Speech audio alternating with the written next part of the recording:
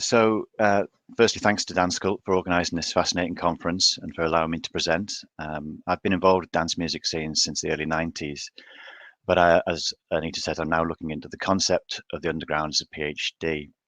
And of course, I'm conducting the research during a pandemic, which has sort of shifted my focus slightly. And one thing the phenomena that have occurred during the pandemic is something I'm looking at. And so today I'm going to talk about plague raves and how scenes have reacted to and responded to these ideas of plague raves, what resonance they might have, if any, within dance music cultures and after the pandemic. I'll define plague raves in a moment, but just in terms of methods, obviously the control measures to deal with the pandemic varied enormously between countries, and the extent to which dance music events were curtailed wasn't consistent.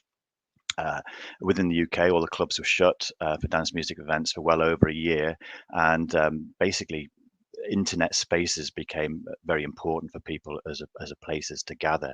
And so that's where my research took place. I followed the field and my participants into the online world, and focused on discourses and discussions that were taking place within the realm of dance music centered social media.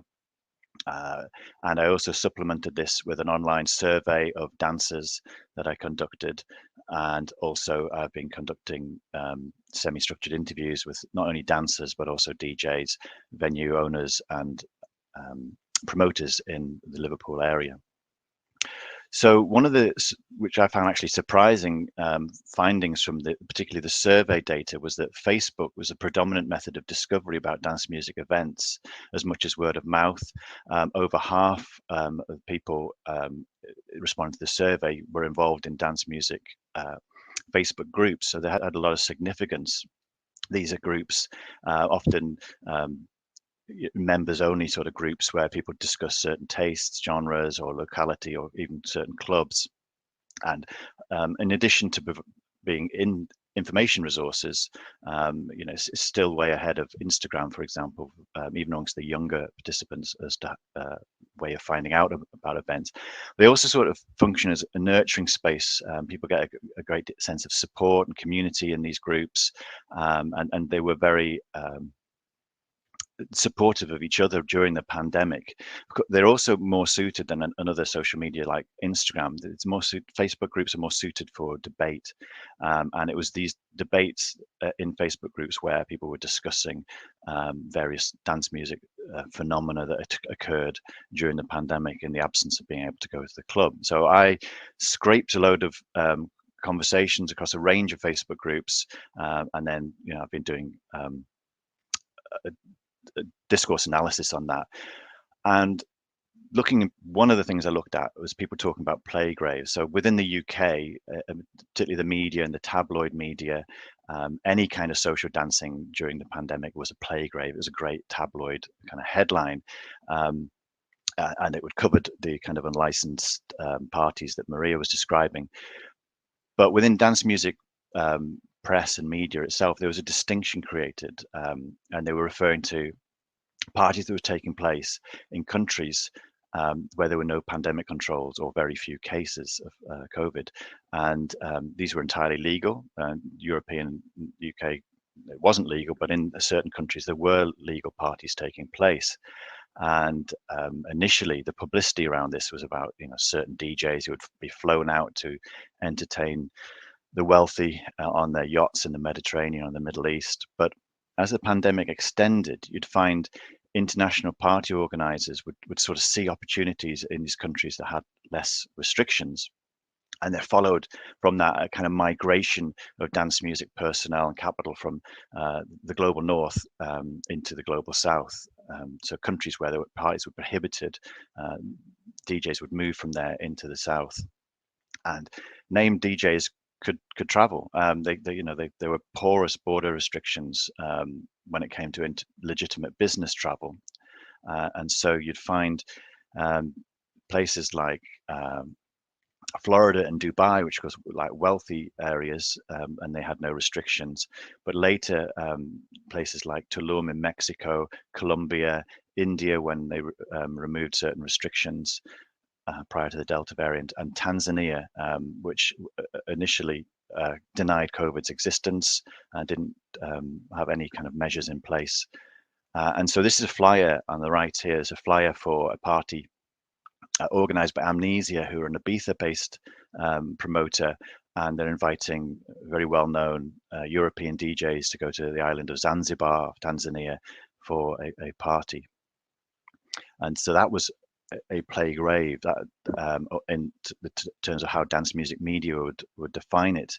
And what was also interesting about these was there was a social media blackout on these events. They were legal, but the people taking part in them were very coy about their participation. You'd have DJs who would have social media, Instagram accounts, but they would say, oh, they were in the country. They might have a photo of themselves on a beach in that country, but not themselves playing at a party in that country.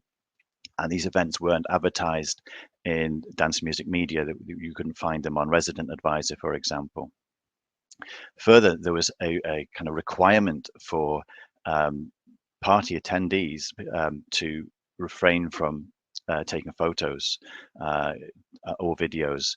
And so what we have is this kind of, we're all familiar with the kind of mantra of no phones from the Berlin techno scene in particular, where you'd be on the dance floor, be in the moment, but don't be on your phone.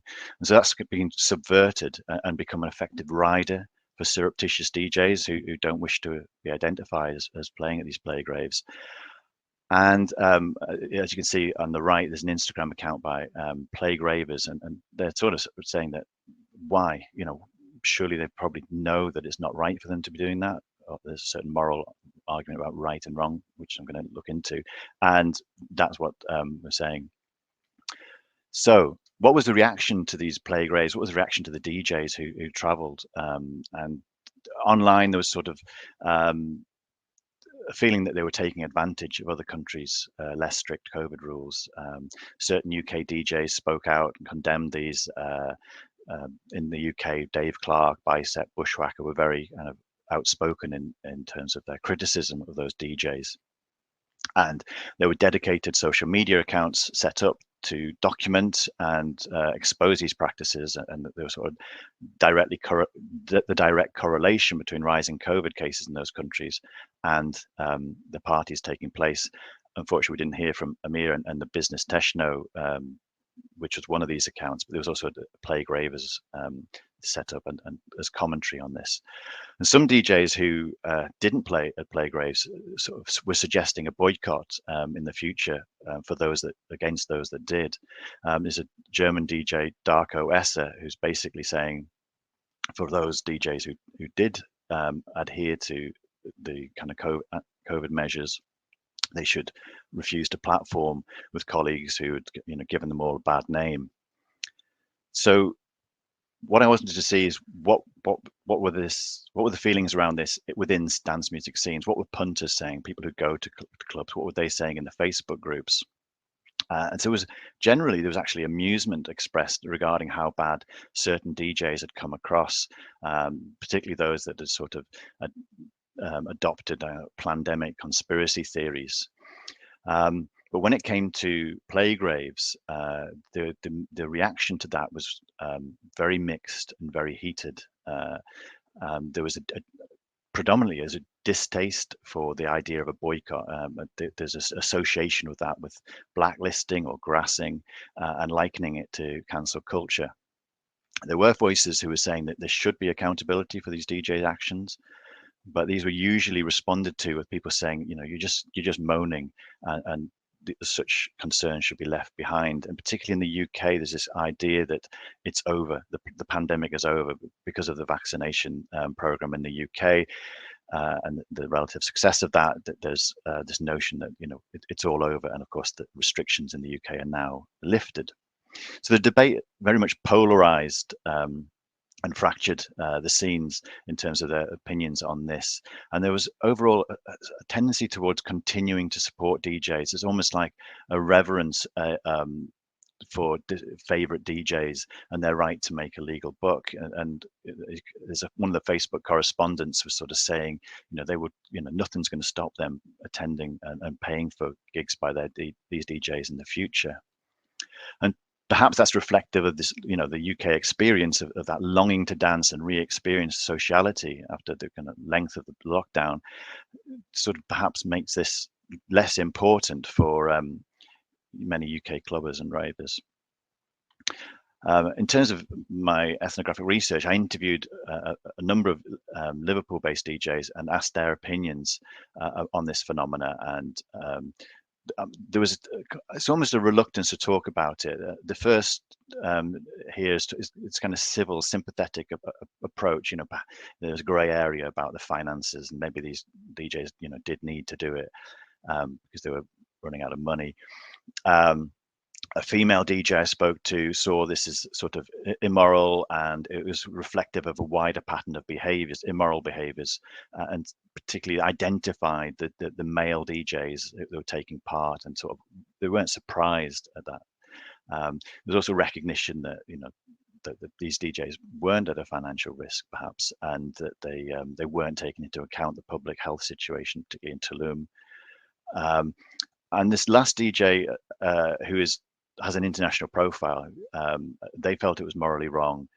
They recognized there would be a backlash if they did go, and basically said to the management, let's not even do this, let's not go there. And they nipped it in the bud before the offers came in. So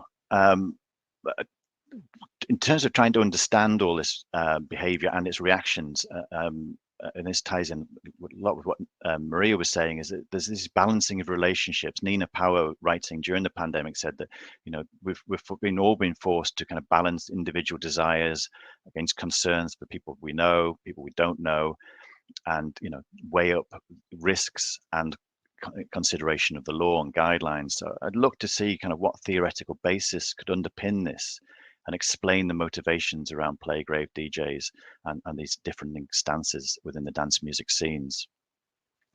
And one of the things that I kind of considered is this kind of notion of need and motivational needs, which is a very prominent scientific idea. Many people are familiar with Maslow, but there's been recently more robust research on motivational theory. A very large-scale global study by Tay and Dina into fulfillment of needs and subjective well-being largely vindicated Maslow's hypothesis that once basic safety needs are met, individuals seek out fulfillment of higher or psychosocial needs. Within the context of dancing, and partying could be seen as methods of fulfilling these psychosocial needs. You get social love and support and feeling respected. These were categories that Tay and Dina identified, and that kind of vindicates what Malbon and Pini were talking about when they were talking about dancing's affect at the turn of the century. Of course, within a pandemic, we have a disruptive force to the stability of basic needs. Health became paramount, and there was a public good, the health services in countries to protect. And there was a risk around that, and that risk was major, but it wasn't equally shared. Those who were younger, less likely to be suffer serious complications or death from COVID, and therefore they would need to weigh up these risks for themselves and their solidarity towards others, and this became part of the wider general debate. There's a socially produced problem, but in our neoliberal societies, the individual's responsibility to how to deal with that risk, as Giddens and Bauman have written about. So there was this balancing going on, and it could be argued that DJs from European countries were seeking out fulfillment of their own higher psychosocial needs, feeling esteem and sense of personal recognition. And that kind of ties in with some of what Melanie was saying yesterday on DJ's mental health. One anonymous Belgian DJ sort of alluded to this, said DJing is their life and their passion, and that was put on the line by this. And so a lot of the posts on Instagram that DJs were talking about would reflect this, how much they've seen people enjoying themselves. So this is Luciano, a superstar DJ, and who played in Zanzibar, and here he is at work in Zanzibar. the picture by the pool, not behind the decks. And the accompanying post on Facebook that is associated with this picture is thinking about the next time we will all hug. This is really a message for the global North Facebook audience. The people attending the parties in Zanzibar, no restrictions, they could all hug, they're dancing. And so you kind of question, what is going on with these needs, and what consideration of the public good and the health systems in Zanzibar was going on. There's also financial needs, and they weren't far from the surface.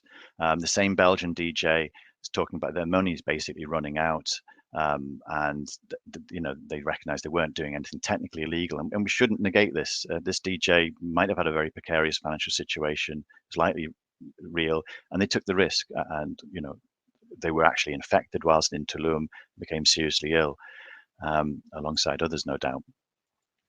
So, drawing to a close now. There's a sort of overriding acceptance of DJs' behavior, and in particular those who are kind of associated with the term underground by dance music journalism and the scene rhetoric, if you like. And the term underground is name dropped still, and it confers this authenticity that really is rarely disputed. And this can be seen in this kind of extract from the Warehouse Project, a kind of super club in Manchester, the UK, and they're talking about a DJ called WAF, and saying that they bring the underground an eclectic offering to the super club. And so here's WAF during the pandemic, and he sort of distinguished himself. Not only did he take part in illegal warehouse raves in London, is accused of organizing those, but also went across to Tulum, went to Colombia, and this photo at the top here is him and his crew flying into Phuket in Thailand. WAF didn't stop during the pandemic, and perhaps he kind of best exemplifies the DJs who kind of performative actions, sort of trying to keep in with this kind of rhetoric and association with the term underground, are really at odds with them earning mainstream salaries, and in reference to whether or not the boycotting idea took hold, not at all. WAF played at Parklife in Manchester last weekend, and his accompanying Instagram posts were, it's so nice to see so many people back on the dance floor, which of course wasn't something that he'd actually missed. He'd been participating in that over the last 16 months himself. Final slide now. So it's important. Is this important? Why is this important? As people in the UK are saying, it's over. The clubs are open, are unrestricted. Should we even consider this anymore? There's also a notion of what happened in the pandemic stayed in the pandemic, should stay in the pandemic. But issues around safety in dance music events prevail, and I was expecting Amir to be talking about this, that there's very much a racial undertone to this, a racist undertone to this. The white males continue to dominate lineups at the expense of female DJs. Plague rave lineups have generally been white, and the video footage of these parties generally has shown the crowds to be white, wealthy tourist crowds. One article describes wealthy white men playing gigs to largely wealthy white people. And there's other issues that are coming about. Touring DJs continue to travel the world, generating a huge amount of air miles. There's been a Clean Scene did a very interesting piece of research last night. A DJ took a flight in the last year, which is very much worth reading. So dance music scenes remain confronted with fundamentally ethical issues. And in the face of one, namely this deadly pandemic that we've had, the behavior of certain DJs has for a time kind of polarized dance music scenes. And for some, it's an issue, that's added to the weariness of kind of moralism that we've all kind of had to kind of weigh up and deal with, whilst being unable to go out clubbing. And for others, a few plague rave DJs have been found wanting ethically, chasing dollars and sort of being performative about, the important, the underground, the sense of the underground. So, it remains to be seen whether or not this is reflected on, if the pandemic was a moment of reflection, or if it's just business as usual, or business techno as usual. Okay, thanks very much. Really appreciate you taking time to listen. I'd love to hear other people's perspectives and experience in this area. Bunch of references and notes. Thanks. Thank you so much, Richard. Very insightful, and I think you touched upon really important topics, also generally for electronic dance music cultures and moral and ethical questions. And I was wondering about this cancel culture or calling out culture you also mentioned. And obviously it has this positive effect that we are getting more aware of this kind of data or this kind of facts that are just going in the background and maybe they are not coming out. On the other hand, of course, also in the literature it says that it has its negative effects, that now we are getting more and more to the point that we have very diverse opinions, and this gap between these opinions are getting bigger and bigger and bigger. So I was thinking about it, if you gave a thought to that it's just opening up again, this calling out or this cancel culture. I think it's disappeared. I think people, it's like in the UK anyway. I can only speak about the UK, but looking at the lineups, I don't think anybody's been boycotted, and I think the idea of disputing that. I mean, that the female DJ, one of the female DJs I was talking about, who spoke to, she was saying it was immoral, it was wrong. She's playing next month, and is very hyped to be playing next month with someone who was definitely playing at parties in Egypt during their second wave. So it was there. The kind of cancel culture thing is a way of sort of dismissing this, and I think generally it's happened. It's over. Which is, well, we can have opinions. Maria, sorry. Yeah, sorry, that there was just a question from Graham in the chat. Maybe you saw it. Are you using Sociopaths with headphones as your thesis title? Yeah, it's not my phrase. It's a great phrase. It might be like a subheading. My thesis isn't on this. It's just like a small part of it in a way. But yeah, it's a great phrase. I wish I'd come up with it. Maria's asking how the mobility, how people got to these places. Yeah, it perplexes me. I think a lot of the audiences were expats in those countries, and I think people were charting private planes. So, for example, the things in Tanzania, I think you would buy a package, and they would sort out how to get there with a private plane. But it's just amazing. For most people, you couldn't travel in the pandemic, but they could. And also generally traveling, I think this, I don't know, I can't remember if you put this point onto your last slide about that, what are the consequences of this phase for the future. But I think also for festival organizers, that will be always a bigger question nowadays, because of CO2, if we should fly someone from the other side of the earth for giving a 1 hour gig or not. So that's going to be, I think, a future question. There's, I think, one more question in the chat by Juliette Ving. It's a quite long one. I will try to sum it up. So do you recognize the shifts in statement elsewhere too? Then she's talking about the Netherlands. So this